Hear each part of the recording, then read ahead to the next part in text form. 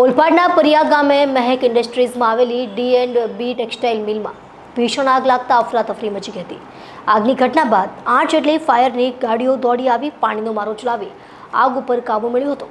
આગના કારણે 10 કરોડથી વધુનું નુકસાન થયા હોવાનું જાણવા મળ્યું છે। સુરત જિલ્લામાંથી વધુ એક આગની ઘટના સામે આવી છે। સુરત જિલ્લામાં ઓલપાડ તાલુકાના પરિયા ગામે ભીષણ આગ લાગી હતી।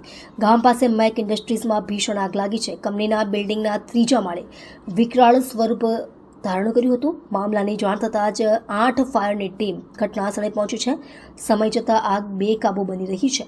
સામે ફાયરની ટીમ દ્વારા આગ પર કાબૂ મેળવવાનો પ્રયાસ કરવામાં આવી રહ્યો છે। જોકે આગ લાગવાનું કારણ હજુ પણ અકબંધ છે। जी आपનું નામ? કુણાલ પટેલ, કુણાલભાઈ કયા ફાયરમાંથી આવ્યા છો? ટોરેન્ટ પાવરમાંથી। આ શું ઘટના બની છે? ક્યારની આગ લાગી છે અને હાલ શું પરિસ્થિતિ છે? આ મહેક ઇન્ડસ્ટ્રીયલ છે। એમાં પોલીસ મતલબ જાણો કે રેશમના કાપડ ને એ બધું બને છે, એમાં ફાયર થયું। કેટલા વાગે કોલ મળેલો અમે લગભગ 6:30 પછી કોલ કર્યો। ને શું પરિસ્થિતિ છે આગની? અત્યારે પરિસ્થિતિ અમે કાબૂમાં લેવાની ટ્રાય કરી રહ્યા છે। કયા ફાયર ને કેટલા ફાયર છે?